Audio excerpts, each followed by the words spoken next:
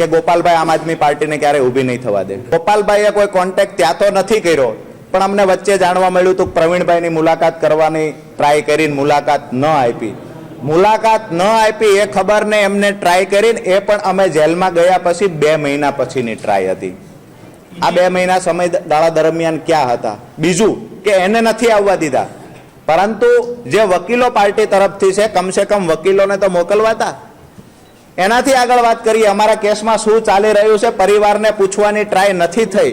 પરિવારે જ્યારે ફોન કર્યા છે તો એના માટે પણ જે વ્યવહાર ન કરી શકાય એવો બિહેવિયર થતા હોય છે। મેં પહેલા જ કહ્યું કે જે મોઢે પાન ચાવ્યા એ મોઢે કોલસો ચાવવાનો મતલબ નથી, પરંતુ પાર્ટીમાંથી જે લોકો ગયા છે એને ક્યારેય લગભગ બીજા કોઈની વાત નથી કરી। શા માટે એને તકલીફ છે એ મને સમજાતું નથી, પણ હું એક વાત ચોક્કસથી કહીશ કે ગોપાલભાઈ આમ આદમી પાર્ટીને ક્યારેય ઊભી નહીં થવા દે। પ્રવીણભાઈ એવું કહે છે કે રાજુભાઈ ત્યારથી ચિંતામાં હતા। મને તો ચિંતા એ વાતની હતી કે 4.5 મહિનામાં મારી પાર્ટીનો એક પણ વકીલ અહીંયા મળવા શા માટે નથી આવતો।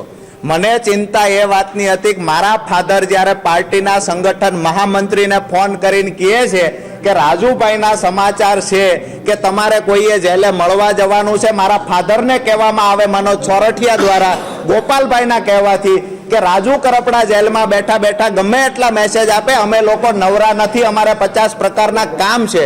દુઃખ મને એ વાતનું હતું।